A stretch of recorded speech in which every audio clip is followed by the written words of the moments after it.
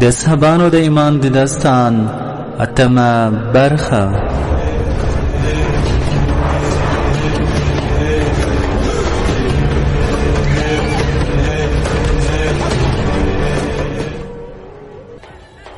د اصحابانو د ایمان داستان.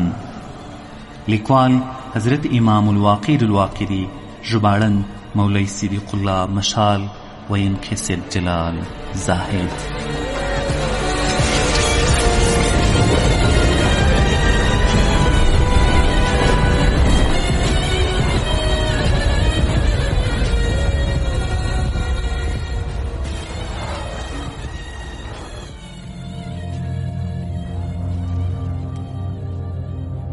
د اصحابانو د ایمان داستان د اتمې برخې محترم اوریدونکو، السلام علیکم ورحمت الله. په دې هیله چې روغ جوړ صحتمند او خوشحال به یاست، په خپلو ورځنیو کارونو کې به کامیاب او بریالي اوسئ. یوه یادونه مهمه بولم، هغه دا ده چې موږ د اصحاب رسول صلی الله علیه وسلم د بعضو صحابه کرامو رضی الله عنهم اجمعین له نومونو سره رضی الله عنهونه وایو، اختصار وکړو. دا په دې خاطر چې هیله لرو څو موږ په دغه شپږ ویشت دقیقو کې یا په دغه نیم ساعت کې ډېر مواد او ډېر څه ویلي وي. محترمو اوریدونکو، موږ په تېرومه برخه کې دا واورېدل چې د خالد بن ولید رضی الله تعالی عنه مقابلې ته کلوس او جرجس راووتل.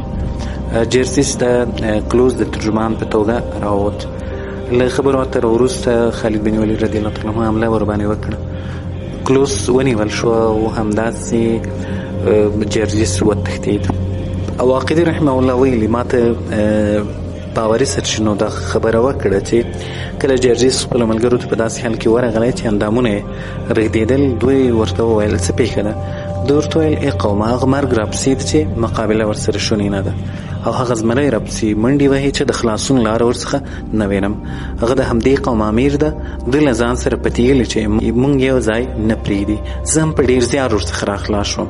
له دې سړي سره تر جګړې وړاندې وکړئ او که برید در باندې وکړ یو به هم پرې نږدي. دوی ورته وویل تا ته دومره بس نه ده چې په خپله دې ماته وخوړلې، مونږ هم تسلیمول غواړي. ویې غوښتل چې ویې وژني. په دې وخت کې د کلوس ملګرو پر عزازیر مخ ور واړاوه او ورته ویې ویل ته د ملک په وړاندې زموږ تر امیر درنښت نه لرې، ته او دی سره شریکان واست. ښه، اتم برخه له همدې ځایه شروع کوو.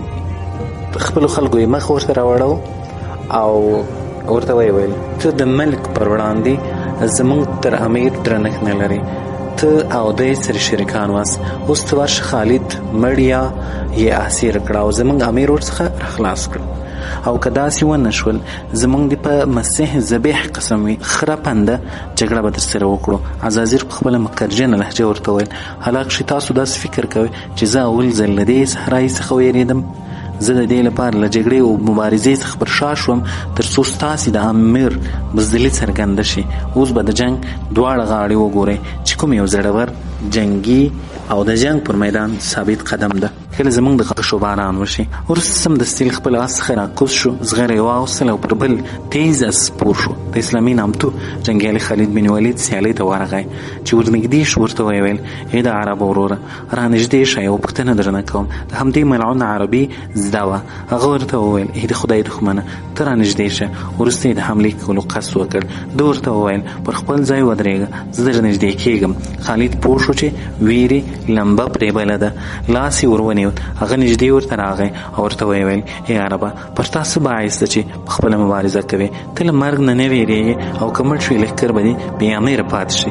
خالد ورته وویل ای د خدای دښمنه، تا زما دوه ملګري او د دوی کارنامې ولیدلې. که دوی پرېږدم هم به ستاسو په لښکر باندې زور شي او د الله په مرسته به بریالي کېږي. له موږ سره ډېر داسې خلک شته چې مرګ غنیمت او ژوند تاوان بولي.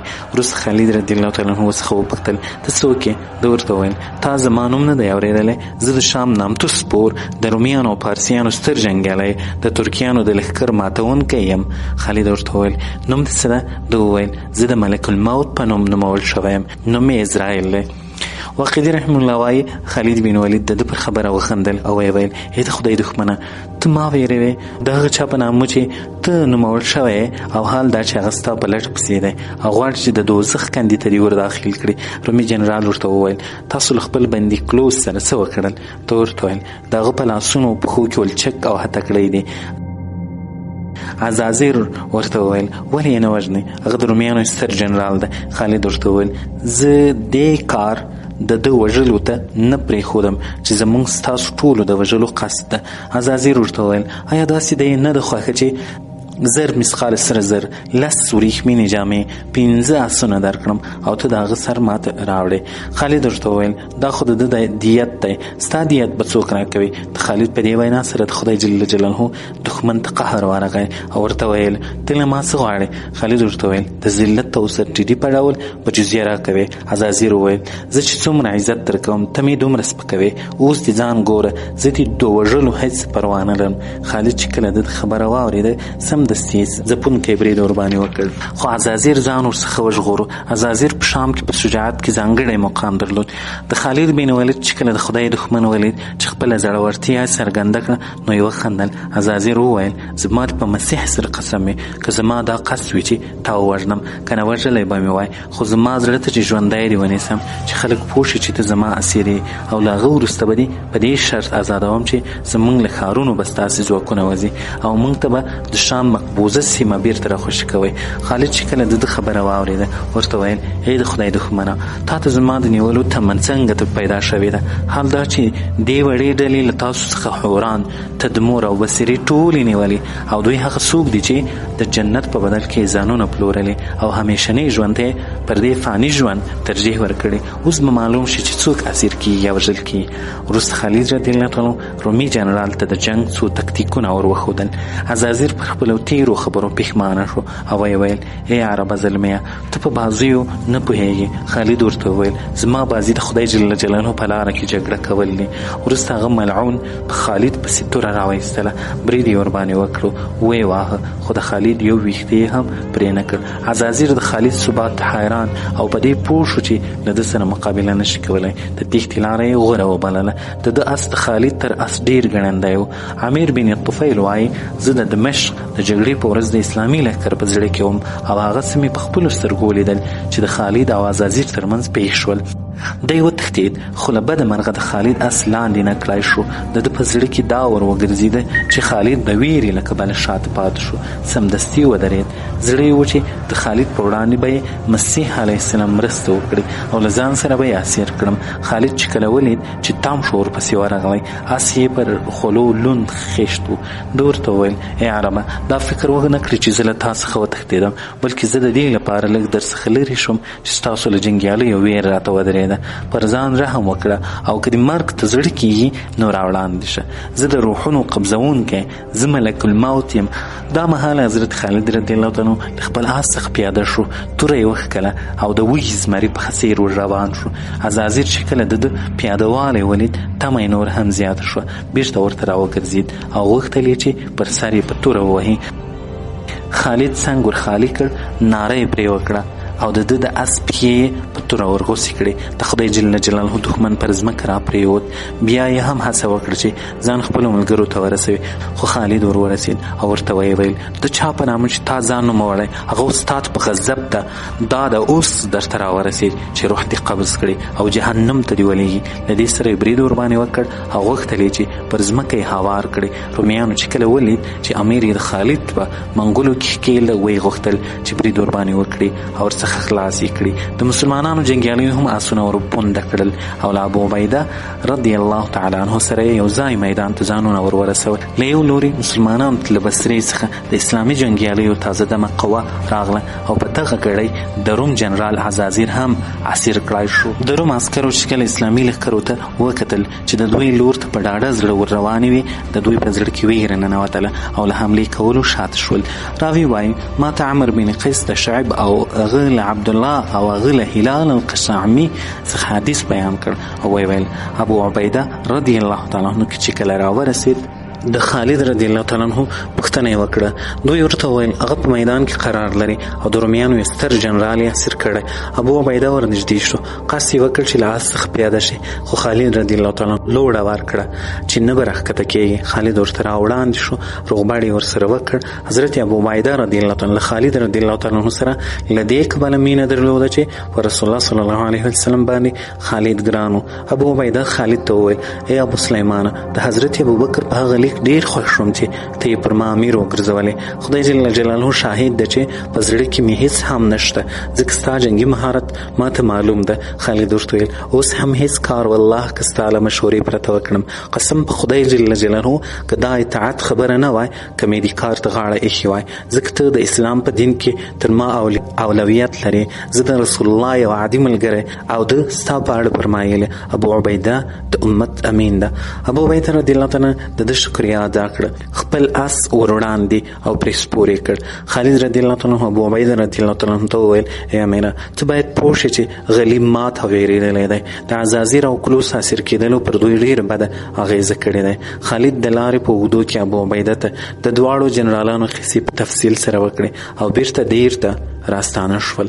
هلته یې وړاندې واړول. مسلمانانو په مینه روغبړونه ورسره وکړل چې کله سبا شو بیا یې د جنګ آسونه تیار کړل. دمشق خان هم د جګړې میدان ته راوتلی او مشر یې د هرقل زوم ټاکلی و. مسلمانان چې کله راورسېدل خالد او ابو عبیده ته یې وویل غلیم ویرېدلی او رسوا شوی، ته پر دښمن برید وکړه. ابو عبیده ورته وویل زه تیار یم. لومړی خالد بن ولید برید ورباندې وکړ او بیا ابو عبیده او نور مسلمانان پر صلیبي لښکرو بریدونه وکړل. د تکبیرونو اوازونه ځمکه ولړزوله او پر رومیانو نه تار جوړ شو. د محمد رسول الله ملګرو په پوره میړانه جهاد وکړ، کفارو ماتې وخوړه. امیر بن طفیل وایي زموږ یو مجاهد به 120 رومیان په مخ کړل. لږ وروسته غلیم د تیښتې لاره غوره ونبلله او د فرار غېږې ته یې ځان ورساوه. موږ له دیر څخه تر مشرقي دروازې ورپسې وو او وژل مو. دمشقیانو چې د خپل لښکر ماتې ولیده د پاته پوجیانو پر مخې دروازې وتړلې. قیس بن حبیره وویل ځینې مو مړه کړل، څه مو اسیران کړل. خالد چې کله له جګړې راستون شو ابو عبیده ته یې وویل زما دا رایه ده چې زه به د شرقي دروازې لور ته پړاو اچوم او ته د جابیې دروازې په خوله کې میش شه. ابو عبیده وویل دا ډېر ښه رایه ده. موږ ته سهیل بن عبدالله او ویس بن خطاب څخه حدیث بیان کړ او راته ویې ویل له ابو عبیده سره راغلي اتلان د حجاز، یمن، حضرموت، عمان، طائف او د مکې شاوخوا زړور اتلان وو چې شمېر یې 30,000 تنو ته رسېدی او له عمر بن عاص رضی الله تعالی عنه سره 0,000 اتلان موجود وو او د هغو جنګیالیو شمېر چې له خالد بن ولید سره له عراق راستانه شوي وو 1,500 تنه وو. دا به په خپل ځای کې په بشپړه توګه درته بیان کړو انشاءالله. خالد بن ولید د دې ګڼ لښکر نیمه برخه په شرقي دروازه د ځان په مشرۍ کې میشت کړل او نیمایي یې د ابو عبیده په مشرتابه کې د جابیې دروازې په وړاندې میشت کړل. د مشقیانو چې کله د دوی دبدبه ولیده په زړونو یې ویره ننوتله. وروسته خالد بن ولید دواړه رومي جنرالان کلوس او عزازیر خپل حضور ته راوغوتل. اسلامي وربانیاز دواړو انکار وکړ. نوموړي درار بن ازور ته امر وکړ چې سرونه یې غوڅ کړي. هغه د امیر د امر تعمیل وکړ. د دمشق خلکو چې کله دوی انجام ولید ویره یو په دوه شوه او هرقل ته یې لیک واستاوه. دواړو قمندانانو سرنوشت یې ورته په تفصیل ولیکئ او دا یې هم ورته ولیکل چې عربو پر مشرقي او جابیې دروازو اړولي دي. خپلو ځوانانو او اولادونو مظلومیت یې ورته ولیکئ او د بلقا، سواد او نورو سیمو د نیولو ته تذکره یې هم ورته وکړه او دا یې ترې وغوښتل چې مرستې ته ځان را رسوه که نه موږ هم ښار تسلیموو. وروسته یې لیک یو سړي ته ورکړ او ښه لوړه اجره یې ورکړه.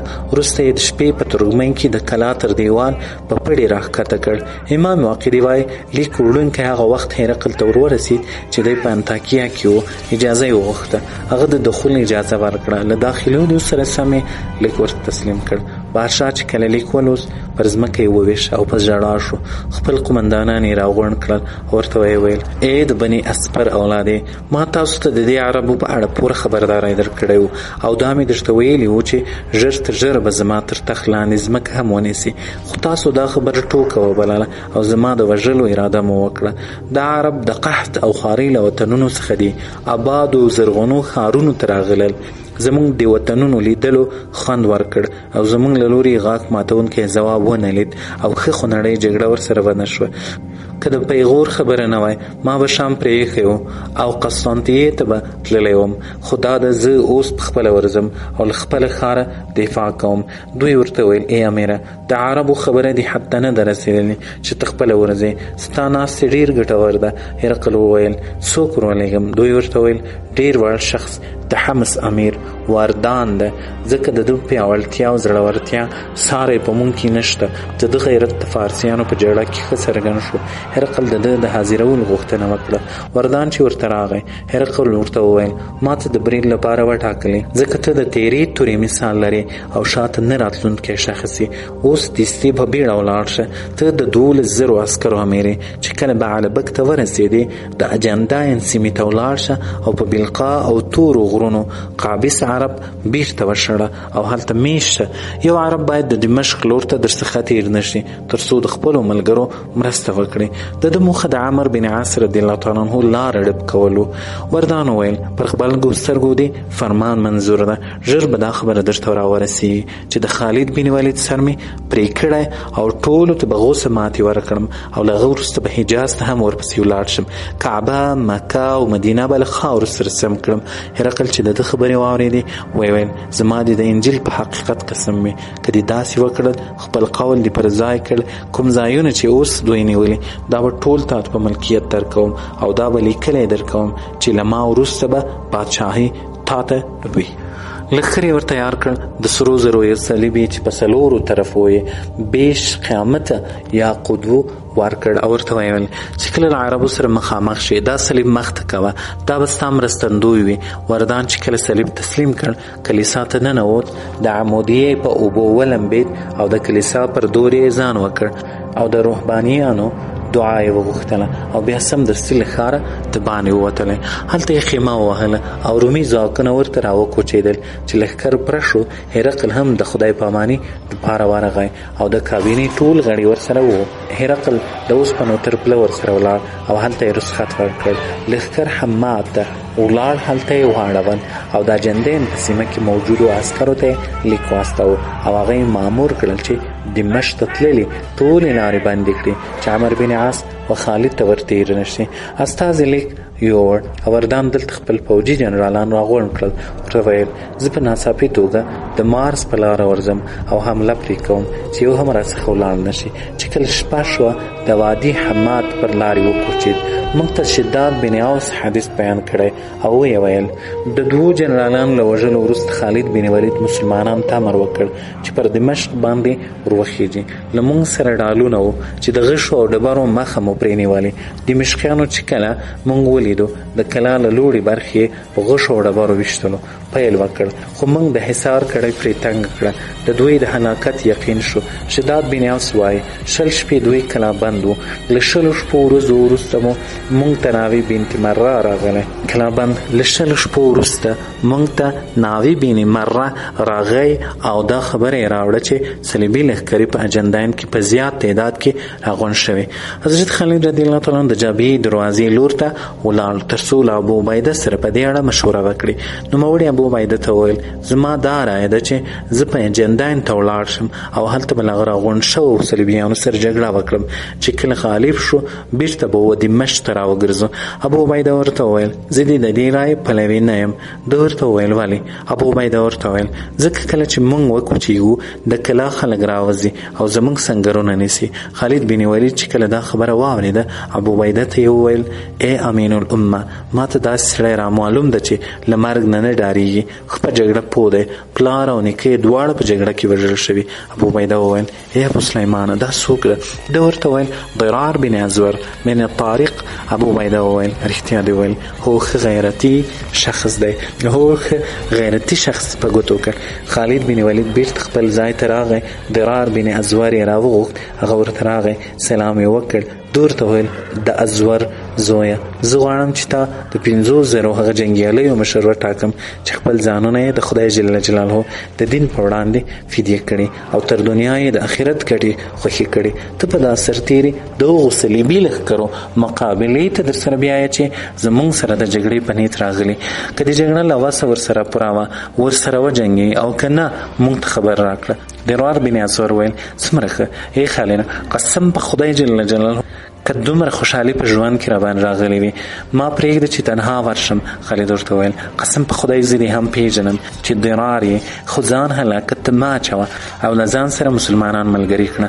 درار ولاړ شو او بیړه یې وه چې تنها ولاړ شي. حضرت خالد ورته وویل تلوار مه کوه د لښکر راغونډېدو ته ایثار شه. ده وویل قسم په خدای جل جلاله که ودرېږم که د چا د خیر نصیب شوی و هغه به خپله راپسې راورسېږي. وروسته درار په بیړه روان شو او په بیړه تر بیت اللحیا پورې ورسېد. دا هغه ځای و چې دوی په بوتان پکې جوړول. هلته ودرېد. لښکر ورپسې ورغی. هر کله چې ملګري سره پوره شول درار وکتل ویې لیدل چې د روم لښکر داسې راتویېږي لکه ملخان په زغرو پټ دي او پر زغرو یې لمر پړک وهي. مسلمانانو چې کله ولیدل درار ته یې ویل دا بیخي بې حسابه لښکر ده په کار ده چې بیرته عقب نشیني وکړو. درار ویل قسم په خدای جل جلاله زه به خپله توره پکې وچلاوم او څوک چې پر خدای جل جلاله پوره بروسه لري هغه دې راپسې راځي. ما به خدای جل جلاله تښتېدونکی ونه ویني او نه به شاور وګرځوم ځکه خدای جل جلاله فرمایي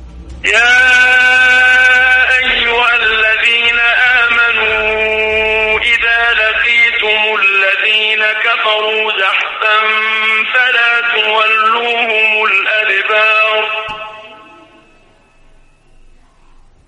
ومن يولهم يومئذ دبره إلا متحرفا لقتال أو متحيزا إلى فئة فقد باء بغضب